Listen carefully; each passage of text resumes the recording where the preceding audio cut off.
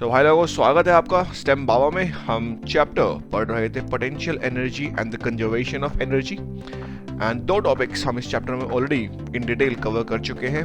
First topic was the conservative and non conservative forces. दूसरा topic हमने पढ़ा था potential energy and the work done by conservative forces. इस topic को हमने दो पार्ट में पढ़ा था, पार्ट 1 पार्ट 2, एंड देन आज हम तीसरा टॉपिक स्टार्ट करने वाले हैं इस चैप्टर का, जो बहुत इंपॉर्टेंट, बहुत ही महत्वपूर्ण टॉपिक है। ये इसका नाम है कंजर्वेशन ऑफ मैकेनिकल एनर्जी।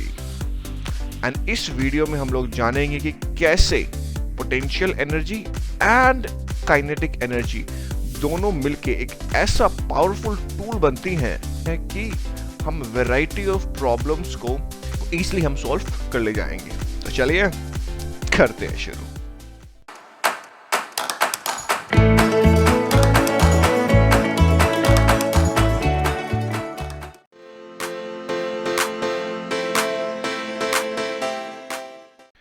तो समझते हैं कि कंजर्वेशन ऑफ मैकेनिकल एनर्जी भाई होती क्या है। देखो, सबसे पहले ये समझना चाहिए कि हमें मैकेनिकल एनर्जी किसको बोलते हैं। जो सम होता है पोटेंशियल एनर्जी और काइनेटिक एनर्जी, इन दोनों के सम को हम बोलते हैं मैकेनिकल एनर्जी। तो इसको रिप्रेजेंट मैं करता हूं ई से। E is equals to U. U is for the potential energy plus K. K is for the kinetic energy. अच्छा, इस इक्वेशन से हमें ये पता चलता है कि जो मैकेनिकल एनर्जी है फॉर अ सिस्टम वो हमेशा कंजर्व रहती है। बट ये तो सब बताते हैं कि कंजर्व रहती है, बट इसमें एक इंपॉर्टेंट पॉइंट लोग भूल जाते हैं कि this is valid only when it is valid only for the conservative forces. अब कंजर्वेटिव फोर्सेस क्या होती हैं ये मैं आपको फर्स्ट टॉपिक ऑलरेडी ये मैं डिस्कस किया था मैंने। तो अगर सिस्टम पे केवल कंजर्वेटिव, स्पेलिंग थोड़ी गड़बड़ हो गई है यार, अगर सिस्टम पे केवल कंजर्वेटिव फोर्सेस लग रही हैं तभी हम ये लिख सकते हैं कि conservation of mechanical energy is there, और we can say that the mechanical energy remains conserved. अच्छा, हो सकता है लोगों को यहाँ दिक्कत आ रही हो, कंजर्व का बार बार कंजर्व बोल रहे हो। कंजर्व का मतलब क्या होता है? कंजर्व का मतलब ये होता है कि उसकी वैल्यू चेंज नहीं होती है किसी भी पॉइंट ऑफ टाइम पे। इन दोनों की जो सम की जो वैल्यू, कुछ तो वैल्यू आएगी ना। फॉर एग्जाम्पल ये 10 जूल है, फॉर एग्जाम्पल ये 20 जूल्स है ऑफ सिस्टम किसी पॉइंट पे। अब आप उसको किसी एक पॉइंट से दूसरे पॉइंट पे ले जाइए, तब भी जो इनका सम होगा ना पोटेंशियल और काइनेटिक का, वो हमेशा सेम ही रहेगा। ये होता है इसका कंजर्व का मतलब। अच्छा, अगर नॉन कंजर्वेटिव फोर्स भी पिक्चर में हो, जैसे फ्रिक्शन, अगर ये पिक्चर में हो, जो नॉन कंजर्वेटिव फोर्स है, तो क्या हम लिख पाएंगे ये इक्वेशन? तब ये इक्वेशन वैलिड नहीं रहेगी, तब मैकेनिकल एनर्जी कंजर्व नहीं रहती है। बट उस वक्त भी जो टोटल एनर्जी होती है वो कंजर्व रहती है, क्योंकि आपकी मैकेनिकल एनर्जी थर्मल एनर्जी में कन्वर्ट हो जाती है। तो इस चैप्टर में हम केवल इस टॉपिक में हम केवल इसका फोकस करेंगे कि कंजर्वेटिव फोर्सेस ही पिक्चर में हैं, और हम लोग ये देखेंगे कि मैकेनिकल एनर्जी कंजर्व्ड रहती है। तो आई होप कि आपको कंजर्व्ड का मतलब, मैकेनिकल एनर्जी का मतलब, कंजर्वेटिव फोर्सेस मैं ऑलरेडी बता चुका हूं, और अगर नॉन कंजर्वेटिव फोर्सेस पिक्चर में तब क्या होगा, तो ये चीजें आपको यहाँ पे क्लियर हो गई होंगी। अब चलो इस चीज को हम ये प्रूफ करने की कोशिश करते हैं कि मैकेनिकल एनर्जी कंजर्व कैसे रहती है बाय यूजिंग सम इक्वेशंस जो हम पीछे पढ़ के आए हैं। तो चलिए आप उसको समझते हैं। तो चलिए करते हैं प्रूफ। तो सबसे पहली जो इक्वेशन मैं यूज करूंगा that would be the work energy theorem. और वर्क एनर्जी थ्योरम क्या कहती है कि total work done is equals to the change in kinetic energy, that is the final kinetic energy minus the initial kinetic energy. अब अच्छा बोलता है भाई मुझे तो पता ही नहीं क्या होता है ये कंजर्वेशन, ये वर्क एनर्जी थ्योरम, ये तो मैंने पढ़ा ही नहीं। कोई बात नहीं, नो प्रॉब्लम। मैंने डिस्क्रिप्शन में लिंक डाल रखा है इस थ्योरम का, पूरा मैंने डिटेल में पढ़ा रखा है कि वर्क एनर्जी थ्योरम क्या होती है। उस पर एग्जाम्पल्स भी मैंने अच्छे से डिटेल में डिस्कस किए हैं, तो लिंक पे जाओ और एंजॉय करो ब्रो। एंड जिनको आता है वो कंटिन्यू कर सकते हैं। तो ये वर्क एनर्जी थ्योरम हम लोगों ने पढ़ी थी। अच्छा, सपोज फॉर अ मोमेंट कि सिस्टम में केवल सिंगल फोर्स एक्ट कर रही है and that force is conservative, तो मैं ये लिख सकता हूं कि जो टोटल वर्क डन होगा that would be equals to the work done by the conservative force WC। अब बोलता भाई ये समझ नहीं आया, सिस्टम पे एक फोर्स एक्ट कर रही है, कंजर्वेटिव है क्या, इसको थोड़ा पिक्चराइज करके दिखाओ, समझते हैं इसको। सपोज ये बॉल है, ये कुछ ग्राउंड से कुछ हाइट पे है, एच हाइट पे, ठीक है, एंड इसको हमने रिलीज कर दिया यहां से। तो जब रिलीज करोगे तो उसके बाद केवल एक ही फोर्स पिक्चर में होगी, विच इज द ग्रेविटी फोर्स, और हमें पता है कि ग्रेविटी फोर्स एक कंजर्वेटिव फोर्स होती है। तो मैं ये लिख सकता हूं कि जो टोटल जो वर्क डन होता है that is equals to the work done of the conservative force W C, C का मतलब यहाँ कंजर्वेटिव ही है। And from the definitions of the potential energy we know कि जो डब्ल्यू सी होता है, ये पिछले ही वीडियो में हम लोगों ने देखा था कि this is equals to negative of delta U, which is equals to the initial potential energy minus the final potential energy। बोलो यार। अब इन तीनों इक्वेशन देखो, डब्ल्यू टी किसके बराबर था, चेंज इन काइनेटिक एनर्जी, और डब्ल्यू टी एक्चुअल में है क्या, W C which is the work done by the conservative force. और डब्ल्यू सी को अगर मैं पोटेंशियल एनर्जी के टर्म्स में देखूं तो वो क्या है, you I minus U F. तो अगर मैं इन दोनों को इक्वेट कर सकता हूं यहां से, बिल्कुल कर सकता हूं यार। तो यहां से मैं ये लिख सकता हूं कि के F minus K I this is equals to U I minus U F. अब अगर मैं इसको यहां से रीअरेंज कर डालूंगा तो यहां से क्या आ जाएगा, K F plus U F is equals to U I plus K I. And ये बेसिकली क्या है, sum of the final mechanical energy. K plus U क्या होता है, मैकेनिकल एनर्जी। तो फाइनल पॉइंट पे जो mechanical energy, this is equals to the initial point पे जो फाइनल मैकेनिकल एनर्जी है। तो बेसिकली मैं यहां से क्या लिख सकता हूं कि final mechanical energy is equals to initial mechanical energy. That means the mechanical energy is conserved between these two points, initial point and final point। और एक बात और, यहाँ पे आपकी आपकी जो दिली इच्छा हो आप उसको इनिशियल पॉइंट मानो, जो आपकी दिली इच्छा हो उसको फाइनल पॉइंट मानो। आप कहोगे मैं इसको इनिशियल पॉइंट मानूंगा, बिल्कुल मान सकते हो, नो प्रॉब्लम। कहोगे मैं इसको फाइनल पॉइंट मानूंगा, मान लो, कोई दिक्कत नहीं है, ये इक्वेशन वैलिड रहेगी। बोलोगे नहीं मेरे को इसको इनिशियल मानना है, मान लो, इसको फाइनल मानना है, मान लो, कोई प्रॉब्लम नहीं है। आपकी आपकी दिली इच्छा पे कन्वर्ट निर्भर करता है, आप जिसको इनिशियल फाइनल मानो ये चीज वैलिड रहेगी, conservation of mechanical energy until and unless. एक बहुत ही पॉइंट लोग भूल जाते हैं, विच इज कि केवल अगर कंजर्वेटिव फोर्स पिक्चर में है, अगर नॉन कंजर्वेटिव फोर्स पिक्चर में आ गई तो हम ये चीज नहीं लिख पाएंगे। ये जो हमने लिख डाला ना यहाँ पे ई एफ इक्वल्स टू आई, ये नहीं लिख पाएंगे, फिर हम वो हो जाए गलत। तो उस केस में हम टोटल एनर्जी कंजर्व करेंगे, जो कि हम बाद में देखेंगे कि टोटल एनर्जी कंजर्वेशन करना हम कैसे सीखते हैं। बट अभी फिलहाल के लिए हम मैकेनिकल एनर्जी पे फोकस कर रहे हैं। तो I hope I am clear. अच्छा बोलते ठीक है, ये तो समझ में आ गया, बट मुझे फिजिकली बताओ, मुझे फिजिकली समझ नहीं आया कि हो क्या रहा है, मतलब ये मैकेनिकल एनर्जी कर क्या रहा है, मतलब इसका यूज क्या है। तो फिजिकली की अगर मैं बात करूं, अगर मैं फिजिकल टर्म में बात करूं तो कंजर्वेशन ऑफ मैकेनिकल एनर्जी का केवल इतना ही मतलब होता है कि potential energy is converted into kinetic energy. मतलब किसी पॉइंट पे, जैसे यहां पे अगर मैं इस पॉइंट पे बात करूं, आप जैसे इसको रिलीज करा आपने इस पॉइंट पे, तो यहां पे इसके पास कुछ पोटेंशियल एनर्जी तो है mgh, बट क्योंकि वेलोसिटी जीरो है तो वो काइनेटिक एनर्जी इसके पास नहीं है। बट ये अगर यहां पे जब ये पहुंचेगी, ग्राउंड पे पहुंचेगी, तो उस वक्त इसकी पोटेंशियल एनर्जी तो जीरो हो जाएगी, बट काइनेटिक एनर्जी इंक्रीज हो जाएगी। Basically the potential energy is converted into kinetic energy, but जो टोटल एनर्जी या टोटल नहीं टोटल मैकेनिकल एनर्जी जो हो रहेगी किसी भी पॉइंट के बीच में, वो सेम रहेगी। मतलब सम ऑफ पोटेंशियल प्लस काइनेटिक और सम ऑफ पोटेंशियल प्लस काइनेटिक, इन दोनों के पॉइंट के बीच में हमेशा सेम रहने वाला है। तो ये था इसका फिजिकल मतलब। तो आई होप कि पूरी चीजें आपको अच्छे से समझ में आ गई होंगी। तो अभी बच्चा बोलता है कि नहीं यार ठीक है समझ में आ गई इक्वेशन, पहले थोड़ा एग्जांपल लेके समझाओ, थोड़ा कुछ प्रैक्टिकल एग्जांपल लेके समझाओ, तब थोड़ा और फील आएगा। तो चलिए कुछ लेते हैं प्रैक्टिकल एग्जांपल्स। तो ये है एग्जांपल रोलर कोस्टर राइड। ये आप लोगों ने की होगी बचपन में। बच्चा बोलता बचपन में क्या, अभी भी करते हैं हम, तो अभी बच्चे ही तो है अभी हम। बोला हाँ बिल्कुल सही बात है, बच्चे ही तो हो। हाँ तो बेसिकली आप एक रोलर कोस्टर राइड ये आप लोगों ने की होगी। एंड इस ए पॉइंट पे अगर मैं देखूं तो इसके पास कुछ पोटेंशियल एनर्जी है और कुछ काइनेटिक एनर्जी है, इसकी कुछ स्पीड v है। अब जैसे ही पॉइंट बी पे आएगा तो पोटेंशियल एनर्जी तो डिक्रीज हो रही है, लेकिन इसकी जो काइनेटिक एनर्जी है कार की वो इंक्रीज हो रही है बाय द सेम अमाउंट। ये चीज बहुत इंपॉर्टेंट है, सेम अमाउंट। माने कि यहां पे अगर पोटेंशियल एनर्जी 10 जूल थी और काइनेटिक एनर्जी 15 जूल थी, तो जब ये नीचे पॉइंट बी पे आया तो मान लो 5 जूल कम हो गई potential energy, gravitational potential energy 5 joule कम हो गई, तो ये हो गई 5 जूल।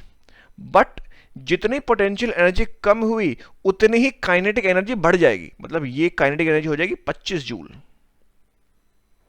Sorry 20 joule, not 25।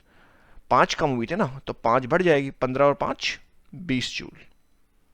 तो आपने देखा सम यहां पे कितना है, दिस इज 25, और यहां पे भी सम कितना एनर्जी का 25। दोनों ही पॉइंट पे सम ऑफ मैकेनिकल एनर्जी सेम रहा। बोलो यार। अब अगर मैं वापस इस पॉइंट डी की बात करूं तो ये सेम हाइट पे है, तो इस पॉइंट पे वापस से जितनी पोटेंशियल एनर्जी थी उतनी ही हो जाएगी और जितनी काइनेटिक एनर्जी थी उतनी ही हो जाएगी।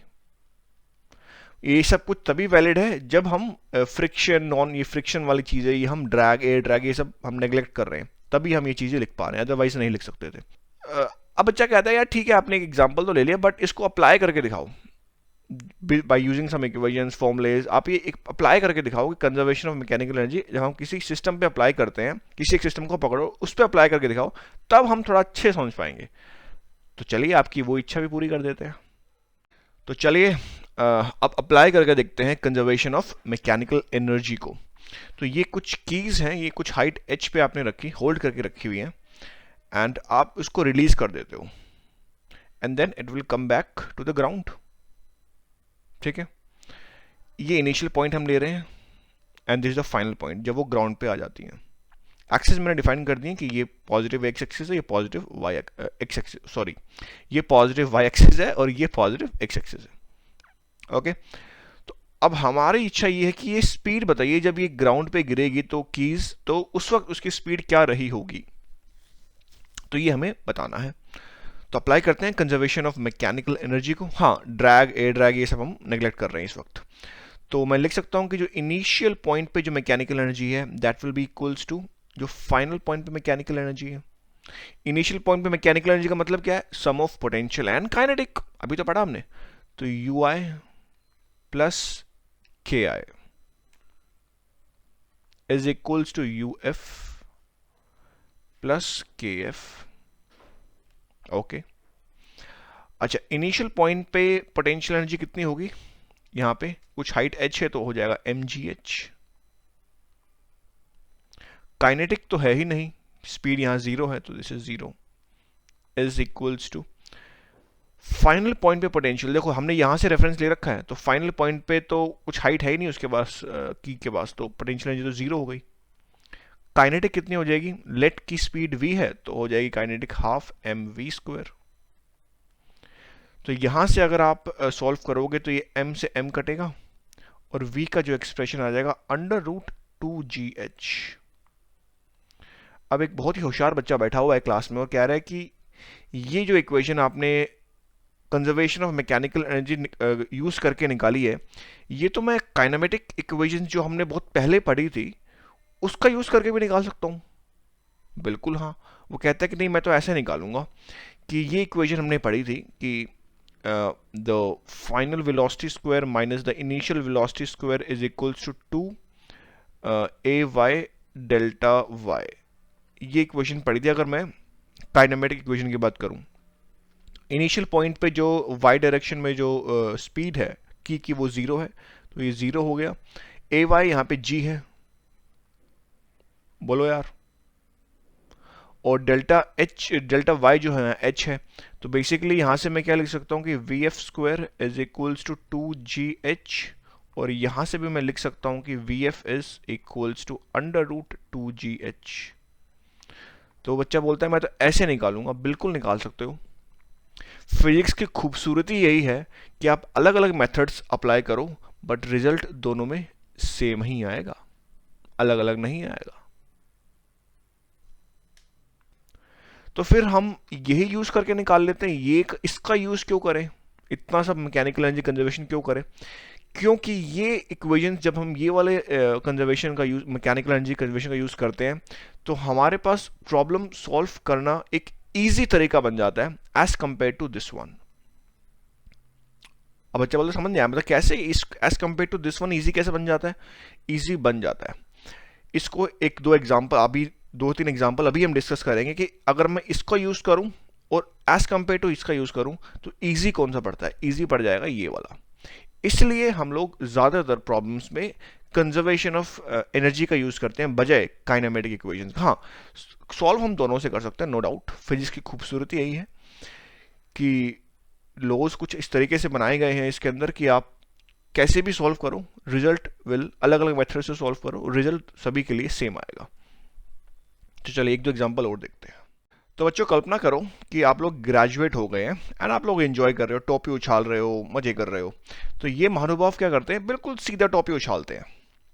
ये मोहतरमा क्या करती हैं कि थोड़ा टेढ़ी टेढ़ी है, टेढ़ी तरीके से टॉपी उछालते हैं। ये थोड़ा और टेढ़ा करती हैं।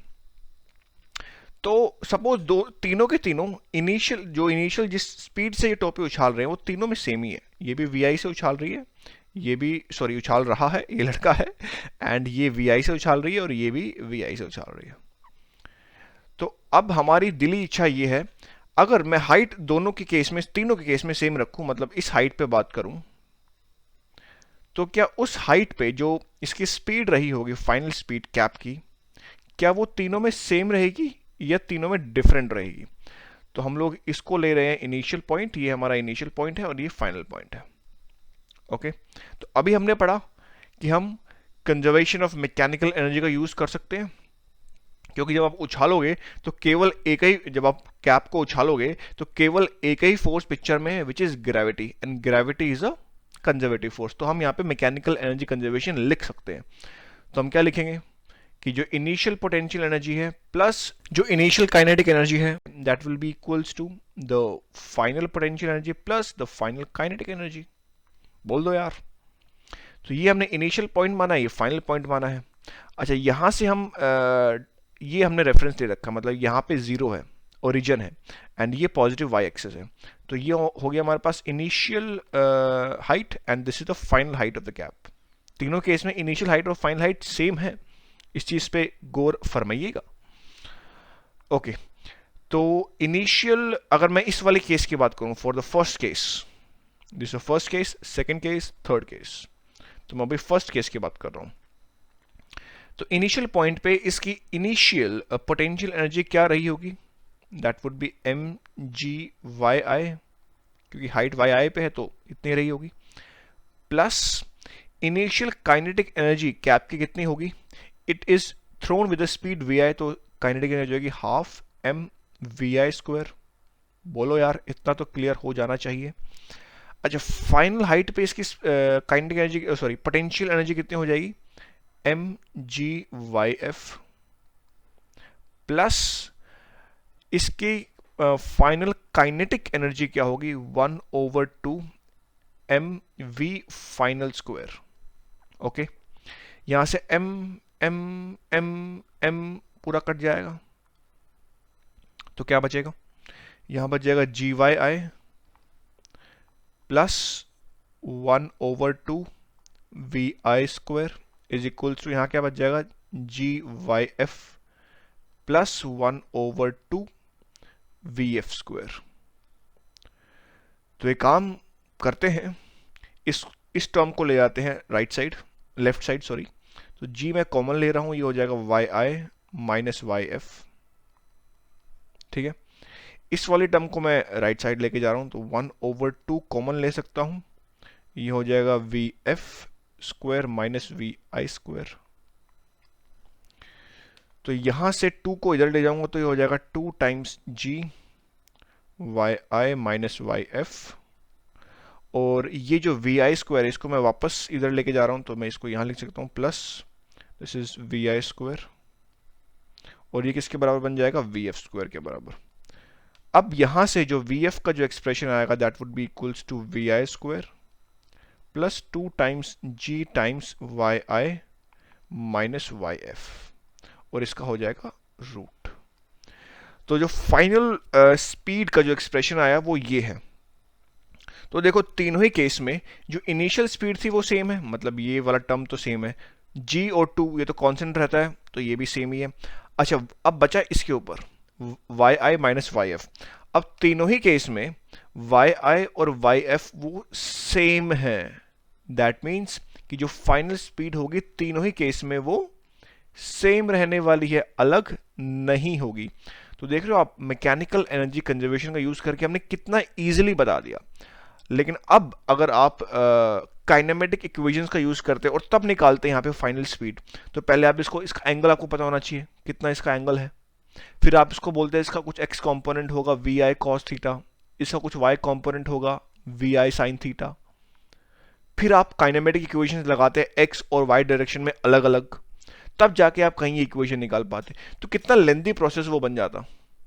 बट यहां पे आपने मैकेनिकल एनर्जी कंजर्वेशन का यूज किया एंड इजीली कुछ ही मिनटों में आपने ये रिजल्ट निकाल के रख दिया। तो देख रहे हो आप, इसका यूज यहां पे था। इसलिए फिजिक्स में हम लोग अलग अलग तरीके से अलग अलग मेथड्स हम लोग पढ़ते हैं, बट रिजल्ट्स सेम ही आता है।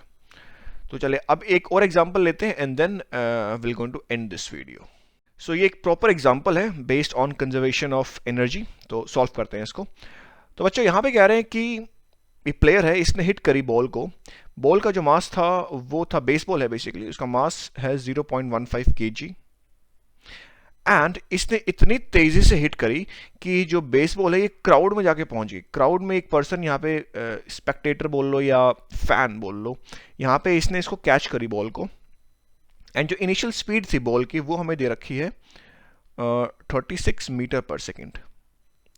एंड ये जो फैन है इसने कुछ हाइट h पे बॉल को कैच करी फ्रॉम दिस रेफरेंस। हाइट हमें दे रखी है 7.2 metre above the point from where it was launched.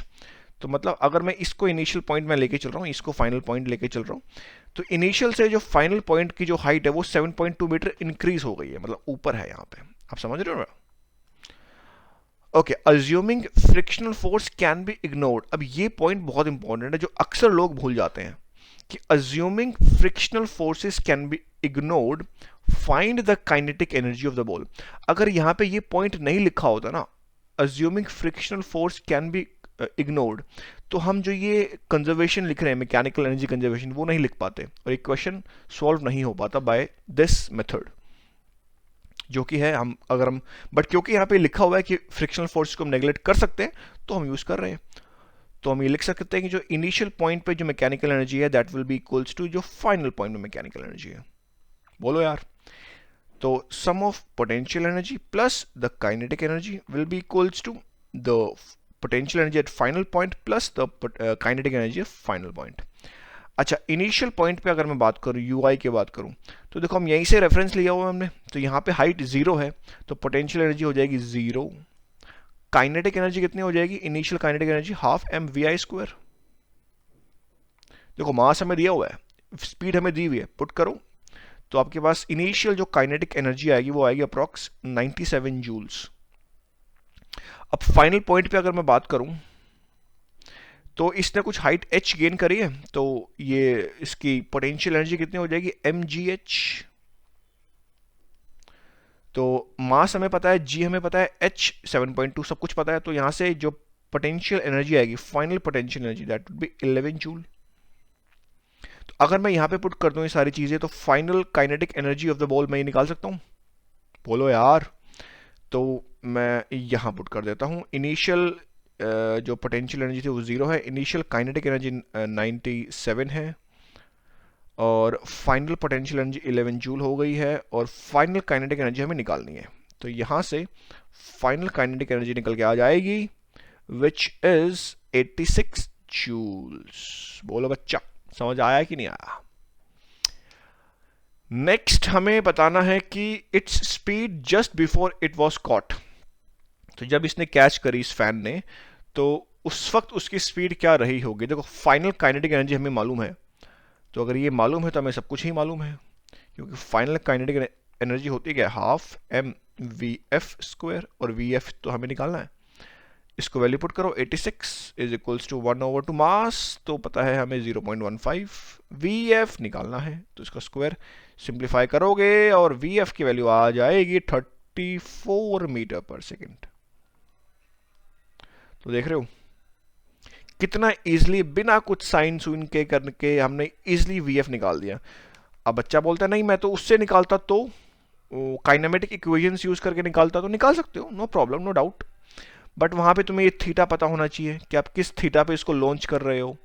फिर इसका आप हॉरिजॉन्टल कंपोनेंट निकालोगे, इसका वेलोसिटी का v cos थीटा, फिर आप v sin थीटा करोगे, फिर आप ये रेंज लगाओगे, फिर इसके हाइट कितना ऊपर, ये सब कुछ कर के फिर जाके आप कहीं ये सब निकाल पाओगे कि उसकी फाइनल स्पीड क्या रही होगी, जो कि एक बहुत ही लेंथी प्रोसेस और बहुत ही कंफ्यूजन प्रोसेस बन जाता। बट फिजिक्स का खेल देखिए, फिजिक्स ने कहा कि हम लोग कंजर्वेशन ऑफ मैकेनिकल एनर्जी का यूज करके भी इस प्रॉब्लम को सॉल्व कर सकते हैं। तो ये था importance of this conservation of mechanical energy. एक चीज और, मैं इसको अगर एक ग्राफ से शो करूं कि यहां पे इनिशियल पोटेंशियल एनर्जी और final potential energy, sorry initial potential और इनिशियल काइनेटिक, और यहां पे फाइनल पोटेंशियल फाइनल काइनेटिक। तो देखिए इनिशियल पे जो ये था अपना पोटेंशियल वो तो जीरो था।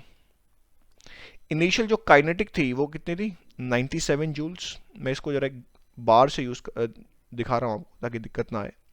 97 जूल्स। फाइनल में क्या हुआ, पोटेंशियल बन गई 11 जूल और काइनेटिक कितनी बन गई 86। बट जो सम है वो दोनों ही केस में, दोनों ही पॉइंट पे सेम रहा, दैट इज 97 जूल्स। यहां पे सम देखोगे तो 97 है, यहां पे भी सम देखोगे तो 97। अच्छा, अब एक और होशियार बच्चा अपनी क्लास में बैठा है, वो कह रहा है कि अगर मैं मास का ये जो मास है बॉल का, अगर मैं उसको 2 टाइम्स कर दूं, बढ़ा दूं, 3 टाइम्स कर दूं, तो क्या फर्क पड़ेगा इस फाइनल स्पीड पे? क्या वो डबल हो जाएगी, क्या वो 4 गुना हो जाएगी, क्या हो जाएगी? देखो इससे कुछ फर्क पड़ेगा नहीं कि आप फाइनल स्पीड ये मास को डबल कर रहे हो, ट्रिपल कर रहे हो, चौपल कर रहे हो, कोई फर्क नहीं पड़ेगा। क्यों नहीं पड़ेगा?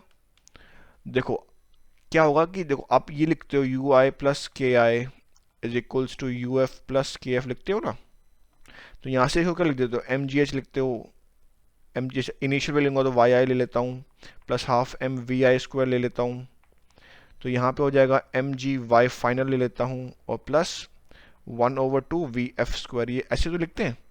अगर आप कहते हो मास डबल ट्रिपल कुछ भी करो, बट यहाँ से तो एम एम एम एम हर जगह से एम एम तो कट गया, तो मास पे डिपेंड ही नहीं कर रही है फाइनल स्पीड। मास 1 किलो की बॉल हो या 1 ग्राम की बॉल हो, सेम ही रहेगा। लेकिन आप इसको अगर फिजिकली सोच के देखोगे कि यार मैं 1 किलो की बॉल को हिट करूं और 1 ग्राम की बॉल को हिट करूं, तो यार 1 ग्राम वाली तो ज्यादा स्पीड होनी चाहिए, 1 किलो वाले की तो कम होनी चाहिए। बट ये इक्वेशन तो बोल रही है कि नहीं, दोनों के लिए सेम ही होगी। बट इसमें घुमा फिरा के बात वहीं आ जाती है कि frictional forces can be ignored. अगर 1 ग्राम की बात करूं तो उस पर जो ड्रैग लग रहा होगा ना एयर का, वो बहुत ज्यादा लग रहा होगा, बट क्योंकि हमने ये फ्रिक्शनल फोर्सेस इग्नोर करी हुई तभी ये इक्वेशन वैलिड है। तो अक्सर लोग ये भूल जाते हैं कि फ्रिक्शन हमने कंसिडर नहीं करा है, तब जाके ये चीज वैलिड है, अदरवाइज नहीं होती। तो इसी एक अच्छे से थॉट के साथ मैं इस वीडियो को खत्म करूंगा, और अगले आने वाले वीडियो में हम कुछ और न्यूमेरिकल्स देखेंगे based on this conservation of mechanical energy, जिसमें हम कुछ स्प्रिंग का भी इंट्रोड्यूस करेंगे। स्प्रिंग पिक्चर में आ जाए, क्योंकि स्प्रिंग भी तो एक कंजर्वेटिव फोर्स है, तो वहां पे भी तो हम कंजर्वेशन ऑफ मैकेनिकल एनर्जी लगा सकते हैं। तो स्प्रिंग भी आ जाएगा, ग्रेविटी भी लग रही है, तब उस केस में हम कैसे अप्लाई करते हैं कंजर्वेशन ऑफ मैकेनिकल एनर्जी, तो वो चीज़ हम लोग वहाँ देखेंगे। तो इस वीडियो में इतना ही, मिलते हैं अगले वीडियो में, ज़रूर देखना और मजे करना। Good bye.